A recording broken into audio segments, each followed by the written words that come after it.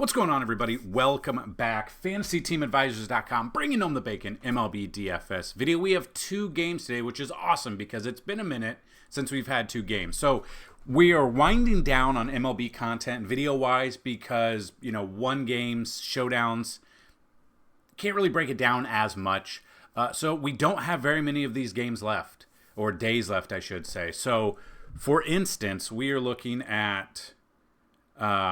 we've got two games today. We've got the early game, which is the Dodgers and the Mets at, is it 3:08 or whatever time you are.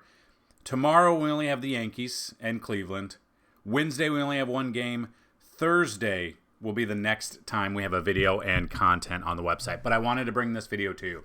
So if you're new to the channel, welcome. A lot of new visitors and subscribers over the weekend started posting shorts, and some people like it, some people don't. So definitely check those out, and hopefully you guys are able to bring home some bacon with us. So if you're new to the channel, be a subscriber, leave a comment on this video, and like this video. If it gets at least 50 likes, you have left a comment, you have a chance to win a free week of FTA+. That is a week of all content. So MLB, NASCAR, NBA in a couple of weeks, NFL, PGA, we've got it all. So if you guys are ready, all you got to do is like the video. 100 likes on the video, a chance at a free month of FTA+. 150 likes on the video, a chance at a free year. 200 or more likes on the video, a chance at a lifetime pass. So, like I said, we've got two games today. We've got four pitchers. Three of them are confirmed. One is not for the Dodgers. They already game two. If I wait any longer, the video might not make it out. So currently, they think it might be Ryan Brazier being an opener. He opened last week. We're kind of waiting on the news here. But I wanted to bring this video as early as I possibly can. So what we're going to do is we're going to use our sponsor, Outlier.bet, which you can check them out right here. Great for sports betting, but if you guys have been with us, you know that I absolutely love using them to break down the games just a little bit more. So obviously with baseball, BVP's a thing, batter splits are a thing. Everything is a thing, like all these little statistics that you might not be thinking about. So what I like to do is I like to go to the MLB so you can see the insights. MLB, NFL, whatever it is, you can find that in the Discord. So the link is down below. It's a completely free Discord. You can check that out. So I go to the game section, and then we're going to break the game down game by game. So we're going to look at the pitchers. We're looking at the matchups. We're going to look at it all for you. So again, two games, four pitchers, three have been confirmed. So let's begin. So we got the Mets at the Dodgers. An early game for the Mets. It would be 1:08 Eastern. They're usually not used to that. It's usually prime time, but for the Dodgers anyway. So we look at this. So let's dig in just a little bit. You got Sean Manaea going up. They believe it's going to be Brazier, so we can't dig in too much. But looking at Manaea here, splits-wise, he's faced the Dodgers once this year for 5 innings, 2 earned runs, 3 strikeouts. So the strikeouts were low. 9.1 fantasy points is not a ton. You obviously, if you're new to the channel, we love to target a minimum on DraftKings of at least 2.5 times value, or at least around 20 plus fantasy points. On on Fanduel, it's like 35 to 40, depending. Now, the Mets are already down 1-0. It is a best of 7, so I don't think they're going to pull him too early. But he has not pitched since Tuesday. So we look at that. He last pitched 6 days ago. Should be good. He did really well against the Phillies there. 7 innings there, 1 earned run, 6 Ks, 25.6 fantasy points. His best outing for about 3 weeks. So we look at that, and that's kind of where I don't mind him. But the Dodgers are very, very good. We know that the Dodgers are very, very good. 3.39 ERA for Manaea. I don't know if the Mets have it. I think they might get swept here, but we will definitely look overall. You can see 155 plate appearances against him, 286 batting average. But what I love is we come into here, we look at the Dodgers bats. So you come into the actual game, and you can see the starting pitching, injuries, insights. But I come down here, I go to Manaea. So we look at BVP. So overall, they've hit home runs against him. Quite a few. Mookie Betts has a home run. Edman has a home run. Freeman has a home run. Muncy has a home run. Teoscar Hernandez has a home run. And we know, or if you've been with us this season, you know that we absolutely love to target Teoscar Hernandez against a lefty pitcher. And then also Chris Taylor has a home run. Ohtani does not, but he's still, obviously, he's a stud. But what I like, so BVP is a thing, but batter splits are also a thing.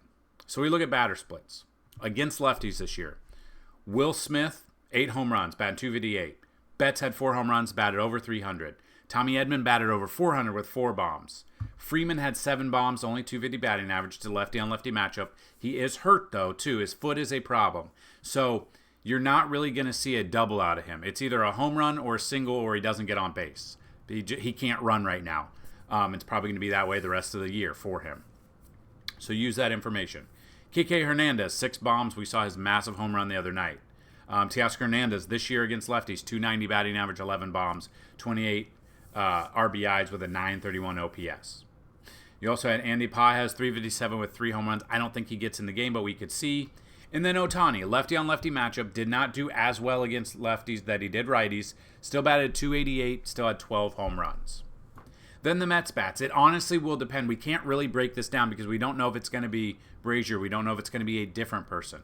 But, you're still looking at Pete Alonso. You're still looking at Jose Iglesias. Mark Vientos I would use. Obviously, Lindor is a stud. I would use him. And then depending if it's a lefty-on-lefty or lefty-righty, Brandon Nimmo hits lefties well. Jesse Winker, as long as he doesn't have just the weirdest base running, he would be in there as well. So that is definitely something to look at. Those are the bats that I would look at. So what we're going to do is we're going to go through the games, and then we're going to give you all of the, we're going to rank the players in order from each position. With 4 games, obviously 4 to 5 at each position is what we could look at. So that's the first game. The second game is the Guardians at the Yankees. Alex Cobb, I don't understand how he's starting game 1. But you can see he's got a 3.26 ERA on the year, 2-2 record. Did not pitch very many times. Pitched a total of 4 times. In that game against Detroit, ended up getting the loss. 3 innings pitched, 3 hits allowed, 2 earned runs, only 2 strikeouts. Against Pittsburgh, over a month prior to that, had 6 strikeouts, but they were a very bad team. The Cubs had 3 strikeouts in August, and then August before that, he gave up some earned runs. So Alex Cobb has not been ideal this year. He only has 12 total strikeouts on the year. So all of this bodes well for the Yankees. So obviously, Cleveland threw a bunch of their bullpen arms in the pivotal game that they just won against Detroit a couple of days ago. So they clinched there. They had a few days off. Then they had to travel to Yankee Stadium, New York, whenever they got in. So we can look at that. Overall, if you just kind of look, 83 plate appearances, 288 batting average against the Yankees. This year, the Yankees actually hit righties very well. Against Alex Cobb in their career, Stanton has a home run. He's been the hottest hitter on the Yankees right now. Soto is batting .636 and 11 at-bats against Cobb with 2 bombs. Verdugo batting .429. He will be the starter in left field. Gleyber Torres, 2 home runs against Cobb as well. Leadoff Gleyber is so much better than non-leadoff Gleyber. And you can see, when you're looking at this screen, the more green you see, that means they hit righties better than they do lefties. Austin Wells, 13 bombs. I fully expect him to be the starter. Stanton with 22 bombs this year. He's been absolutely on fire in the playoffs, so hopefully that continues. Cabrera, I don't know if he'll start first base. I think he probably will. We've got 8 bombs out of him against righties, 268 batting average. Chisholm, 18 bombs this year, 260 batting average. He gets on base, he can steal bases as well. Judge obviously had 42 bombs, bad 326. Has been very bad these playoff games, this postseason so far. Did have his best game the last game they had when they clinched. Still no home run, but still doubled, got on base. He's there. So hopefully that turns the page. Hopefully he is ready to go. And yeah, against Cobb in his career, Judge 2 for 5. So he's there. I just don't see how the Yankees don't absolutely demolish him. I don't see Cobb going late, deep into this game. So I'm still stacking the Yankees here. Pretty much everyone on this team that I would look at would be in play for me. I don't think Trevino is going to start. I just don't see that. Then you've got Cleveland going up against Rodon. So if we look at this, Rodon, we know that he struggled last game. 3.2 innings, only 4 earned runs. He just got no run support, okay? Obviously needs to get through the 4th. Needs to go at least 6 to 7 innings. He's at Yankee Stadium. He needs to limit the lefty bats here, which that is why he is starting here. Overall, against Cleveland this year, he has not faced them.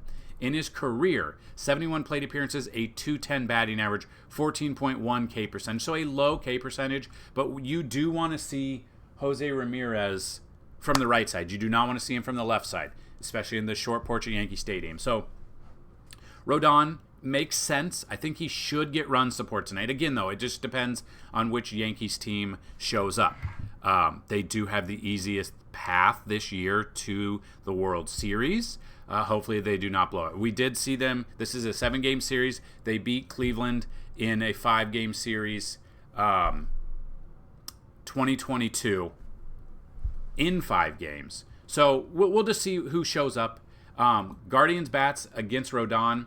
No one's had success. Not very many people have seen them. Against left-handed pitching. Schneemann, I don't know if he'll play, batted 355. David Fry batted 287 with 9 bombs. Obviously, Naylor had 6 bombs, batted 224, better against righties, though. J-Ram batted 348 against lefties, with 14 of his 39 home runs coming against lefties. He has had almost 350 against lefties this year, which is wild. You do have Stephen Kwan, batted 319, speedster. He can get on base. He's trouble if he gets on base. Lane Thomas with that huge grand slam the other day, 302 batting average, 4 bombs. So you look at these, and those make sense. Still, you've got to pick 2 pitchers. Honestly, wait for the Dodgers pitcher to be announced. If it's Brazier, we look at him and just seeing what he's been doing, he has not gone deep into games. He's the opener. So then if the news comes out and we see, oh, it's going to be XYZ guy. So Brazier comes in. I'm trying to see Dodgers. I don't know who it would be, but if they have a long relief guy who comes in with maybe 3 or 4 innings, you could definitely see that. So you can remove the non-probables once it's announced. At least you can on DraftKings, you can on Fanduel, and you can put a different person in there if you feel. But I think you've probably got to go with both Rodon and Manaea in this situation. So let's rank each position, top 4, top 5, depending on how many there are. So I think the number 1 pitcher on the slate tonight is Carlos Rodon. Hopefully he has a better outing than he did last time. Number 2, I do have Sean Manaea. 3 is Alex Cobb. 4 is Brazier, if it's going to be him. It could be Daniel Hudson. I feel like it's going to be a weird bullpen game where they might only go 1 or 2 innings, and you can't really nail it down that way and put some in there. So now let's put the each position. So catchers, I've got Will Smith number 1.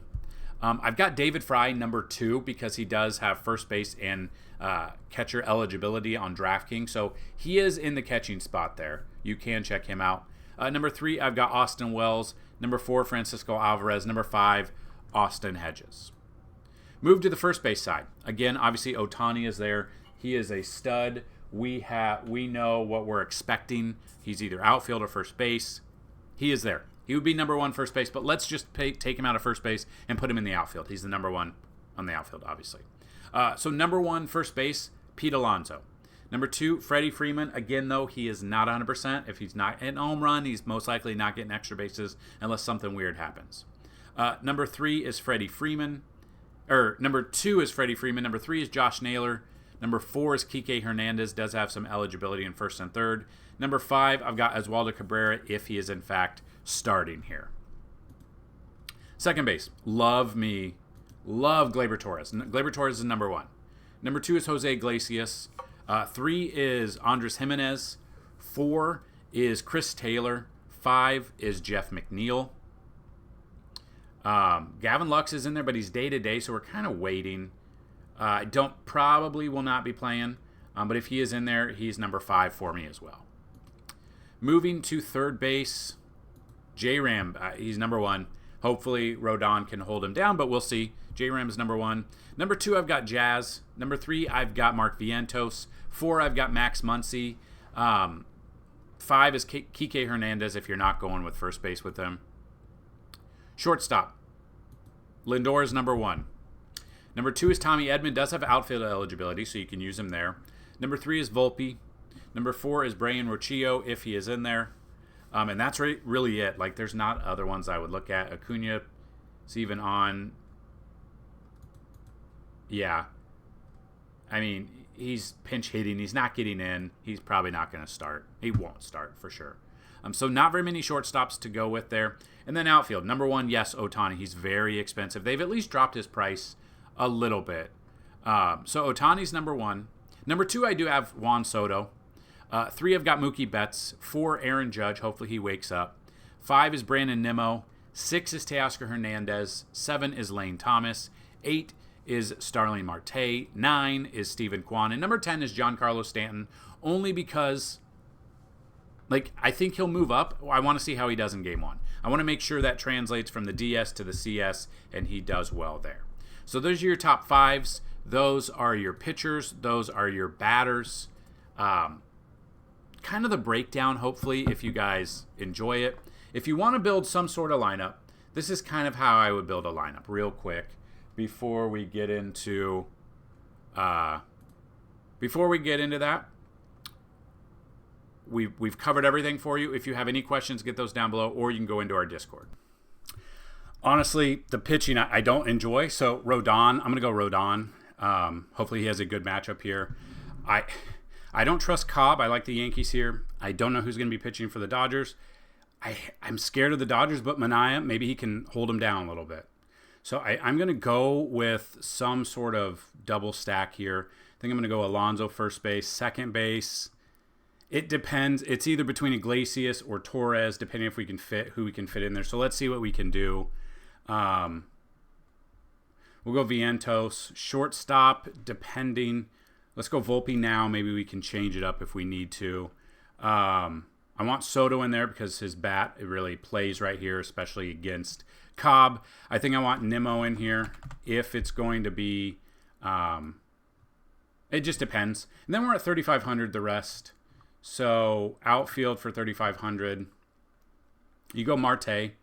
You go JD Martinez, Noel, Winker. You could go them. But let's see what we can do. So if we take out Iglesias and we go with Torres, we're at 2,900 for an outfielder. So Verdugo could finish off the Yankee stack here. You could go Chris Taylor if he's in. Well, no, your pitcher.